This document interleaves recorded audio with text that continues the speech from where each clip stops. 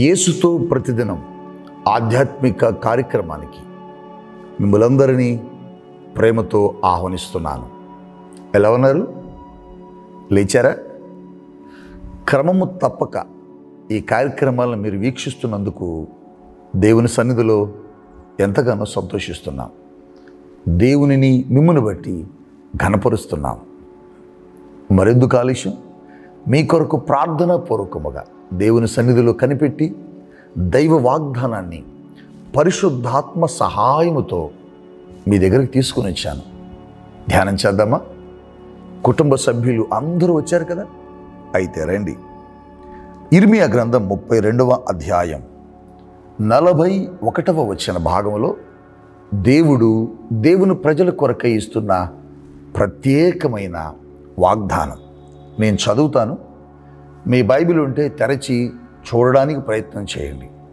ఒకవేళ ఈ వాగ్దానం చూసే టైంకు నువ్వు ప్రయాణంలో ఉంటే ఆ ప్రయాణంలో వింటూ కూడా ఈ వాగ్దానాన్ని మనస్సులో ధ్యానం చేయమని ప్రభు సేవకుడిగా, ఒక ఆత్మీయ తండ్రిగా మిమ్మల్ని కోరుతున్నాను. ఇర్మియా గ్రంథం 32వ అధ్యాయము 41వ వచనం. వారికి మేలు చేయుటకు వారి యందు ఆనందించుచున్నాను. దేవునికి మహిమ కలుగునుగాక. దేవుడు ఈరోజు నీకు ఇస్తున్న వాగ్దానం, నీకు మేలు చేయుట కొరకు దేవుడట ఆనందిస్తున్నాడట. మేలు చేయాలని దేవుడు తప్పిస్తున్నాడట.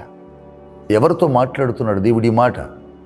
యెరూషలేము పట్టణములో ఉన్నటువంటి దేవుని ప్రజలైన ఇశ్రాయేలీయుల కొరకు మాట్లాడుతున్నాడు. ఇశ్రాయేలీయుల కొరకట దేవుడు మేలు చేయాలని, వారి జీవితంలో అద్భుతాలు చేయాలని, వారి జీవితాన్ని ఆశీర్వదించాలని, వారి బ్రతుకంతా కూడా మేలులతో నింపాలని దేవుడు కోరుకుంటున్నాడు. వారికి మేలు చేసే విషయంలో దేవుడు ఆనందిస్తున్నాడట. ఇశ్రాయేలీయుల కొరకైన ఈ వాగ్దానం లేదు నాన్న. ఈ ఉదయపు వేళ ఈ వాగ్దానం వినడానికి ఇచ్చేసిన నీకు, ఈ వాగ్దానం వినాలని ఆశతో కూర్చున్న మీతో కూడా దేవుడు మాట్లాడుతున్నాడు. మీ పట్ల దేవుడు మేలు చేయాలని తలంచుచున్నాడు. మేలు చేయాలని ఆశపడుతున్నాడు.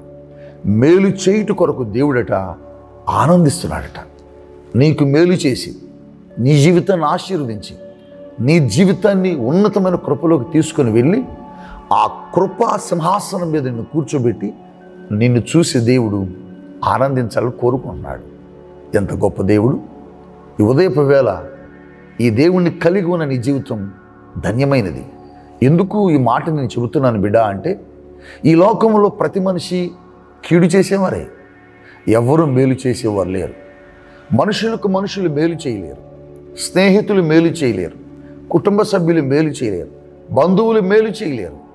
చాలామంది అనుకుంటారు, బంధువులు ఉన్నారు నాకేం బాధ లేదు, స్నేహితులు ఉన్నారు నాకేం పర్వాలేదు, నాకు నా తల్లిదండ్రులు ఉన్నారు నాకేం పర్వాలేదు, నా జీవితంలో వీళ్ళందరినీ కలిగి ఉన్నాను కాబట్టి ఖచ్చితంగా ప్రతి పరిస్థితిలో నాకు సహాయం చేస్తాననుకుంటారు.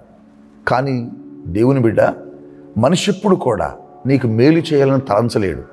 ఒకవేళ చేసినా అది కొద్ది కాలమే, అది శాశ్వతమైంది మాత్రం కాదు. మనుషులు కీడు చేస్తారు, మనుషులు కీడు తలపెడతారు. దొంగ ఎందుకు వస్తాడని యేసు ప్రభు చెప్పాడు? దొంగతనం చేయడానికి, మనిషిని నాశనం చేయడానికి వస్తాడని యేసు ప్రభు యోహాను సువార్తలో చెప్పలేదా? అవునానా? ఒక వ్యక్తిని పాడు చేయడానికి ప్రయత్నిస్తాడు తప్ప మేలు చేయలేడు.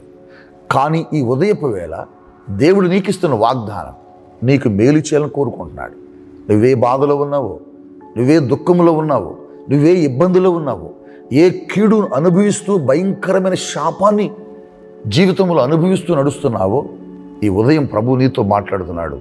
ఆ శాపమంతటిని కొట్టి, ఆ కీడంతటిని తొలగించి, దాని స్థానములో నీకు మేలు చేయాలని కోరుకుంటున్నాడు. మేలు చేసి నీ జీవితాన్ని ఆనందభరితంగా మార్చాలని, నిన్ను సంతోషపెట్టాలని దేవుడు కోరుకుంటున్నాడు. నీ వ్యాపారములో నీ మిత్రులు, నీ స్నేహితులు, నీ కొలీగ్స్, నీ వ్యాపారంలో ఉన్న పార్ట్నర్స్ నీకు కీడు చేసి నిన్ను నష్టపరచాలని చూస్తారు. కానీ దేవుడు అంటున్నాడు, నీకు మేలు చేస్తా అంటున్నాడు. నీ కుటుంబ సభ్యులు నీకు కీడు చేయాలని చూస్తున్నారు, నీ బంధువులు నీకు కీడు చేస్తారు, నీ స్నేహితులు నీకు కీడు చేస్తారు, కానీ దేవుడు మాత్రం మేలే చేస్తాడు. యోసేపు జీవితంలో చూడు, తన అన్నదమ్ములు తనకు కీడు చేశారు, తన సహోదరులు తన పట్ల కీడును తలపెట్టారు. యోసేపు జీవితంలో తన సహోదరుల కీడు చేస్తే ఆ కీడును దేవుడు మేలుకరంగా మార్చాడు. దేవునికి స్తోత్రం చెబుతారా? నిజం కదా? దేవుడు ఎప్పుడు కీడు చేయడు.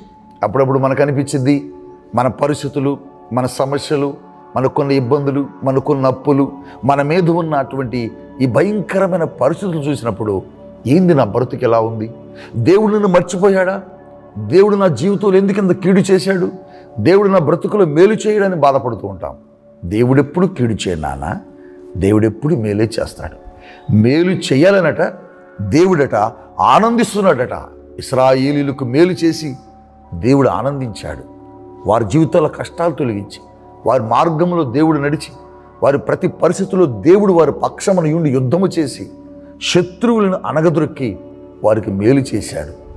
ఈ ఉదయపు వేళ నీ కొరకు కూడా మేలు చేయాలని 2020 సంవత్సరాల క్రితం ఈ లోకానికి యేసు ప్రభు వచ్చాడు. ఎందుకు? నీ జీవితం కీడులో ఉంది, నీ బ్రతుకు శాపములో ఉంది, నీ బ్రతుకు పాపములో ఉంది. వాటన్నిటి నుంచి విడిపించి నీ జీవితాన్ని మేలుకరంగా మార్చాలని చూస్తున్నాడు. నీ భర్త పట్ల దేవుడు మేలు చేయాలని కోరుకుంటున్నాడు. నీ బిడ్డల పట్ల దేవుడు మేలు చేయాలని కోరుకుంటున్నాడు. వారికి మంచి చదువు చదివించాలని, వారి కొరకు మంచి ఉద్యోగాలు ఇవ్వాలని, వారికి మంచి భాగస్వాములను దయచేయాలని, వారి జీవితాలను ఫలభరితంగా మార్చాలని దేవుడు కోరుకుంటున్నాడు. ఈ ఉదయకాలపు వేళ నీ వ్యాపారంలో మేలు చేస్తాడు. ఈ ఉదయపు వేళ నీ వ్యాపారంలో మేలు చేస్తాడు, నీ వ్యవసాయ పనుల్లో మేలు చేస్తాడు, నీ కుటుంబంలో మేలు చేస్తాడు, నీ యొక్క జీవితంలో మేలు చేస్తాడు, నీ దాంపత్యంలో మేలు చేస్తాడు, నీ కుటుంబంలో ఉన్న బిడ్డల జీవితాల్లో మేలు చేస్తాడు, నీ చదువుల్లో మేలు చేస్తాడు. సమస్త విషయాల్లో నీకు మేలు చేసి దేవుడు ఆనందించాలని కోరుకుంటున్నాడు. ఎంతమంది ఈ వాగ్దానాన్ని స్వీకరిస్తారు? ఇశ్రాయేలీయులకు చేసిన దేవుడు నీకు కూడా చేస్తాడు. యోసేపు జీవితంలో సహోదరులు కీడు తలపెడితే దేవుడు దాన్ని మేలుకరంగా మార్చి దేవుడు తనను ఆశీర్వదించాడు. ఈ ఉదయపు వేళ నువ్వు కూడా దేవుని మేలు పొందుకోవాలని దేవుని దగ్గరకు రాగలిగితే ఆ మేలు నీ జీవితంలో ఈ ఉదయపు వేళ ఆయన చేస్తాను అని కోరుతున్నాడు, చేస్తాను అని చెబుతున్నాడు, చేస్తాను అని వాగ్దానం ఇస్తున్నాడు. నీ ప్రతి కీడును, ప్రతి పరిస్థితిని దేవుడు తొలగించి నీ పరిస్థితులన్నిటిలో, నీ ప్రయాణాల్లో, నీ వ్యాపారాల్లో, నీ కుటుంబములో, నీ ఉద్యోగములో, నీ వ్యవసాయములో మేలు చేసి ఆయన నిన్ను చూసి ఆనందిస్తాను అంటున్నాడు. అట్టి కృప ఈ ఉదయపు వేళ ఈ వాగ్దానం విన్న బిడ్డల జీవితాల్లో దేవుడు కలుగుజేయునుగాక. ఆమేన్, ఆమేన్, ఆమేన్. ఈరోజు ఈ వాక్య భాగాలను, వాగ్దానాన్ని విన్నటువంటి పిల్లలలో చాలామంది మ్యారేజ్ డేస్ చేసుకుంటున్న వారు ఉన్నారు, చాలామంది బర్త్డేలు జరుపుకుంటున్న వారు ఉన్నారు. ఈ 2 కార్యక్రమాలే కాక పలు శుభకార్యాలు జరిపించుకుంటున్న బిడ్డలు కూడా మీలో చాలామంది ఉన్నారు. మీ అందరికీ నా ప్రత్యేకమైన శుభాభివందనాలు తెలియచేస్తున్నాను. రండి, మీ కొరకు ప్రార్థన చేస్తాను. దయగలిగిన యేసు ప్రభువా, నీకు స్తోత్రాలు, వందనాలు చెల్లిస్తున్నాను. ఈ ఉదయపు వేళ వారి కొరకు నువ్వు మేలు చేయాలని ఆశించి వారికి మేలు చేసి ఆనందిస్తాను అని నీ వాగ్దానాన్ని ఇశ్రాయేలీయుల కొరకు ఇచ్చావు. ఈ రోజున ఎంతమంది పిల్లలు ఈ వాగ్దానం విన్నారో వారి పట్ల కూడా మేలు చేయాలని నువ్వు ఆశపడుతున్నావు, మేలు చేయాలని నీ హృదయం తపన చెందుతుంది. ఈ లోకంలో మనుషులు ఎవరు మేలు చేసేవారు కాదు, కీడు చేసేవారే. కానీ నువ్వు మాత్రమే మేలు చేసే దేవుడు. ఎవరెవరి జీవితాల్లో మేలులు లేక బాధపడుతున్నారు వారందరి జీవితాల్లో మేలులు దయచేయమని, వారిని ఆశీర్వదించమని యేసుక్రీస్తు వారి కృపగలిగిన నామములో ప్రార్థించి దీవిస్తున్నాను తండ్రి. ఆమేన్. మేలులతో నీ హృదయమును దేవుడు తృప్తిపరచునుగాక.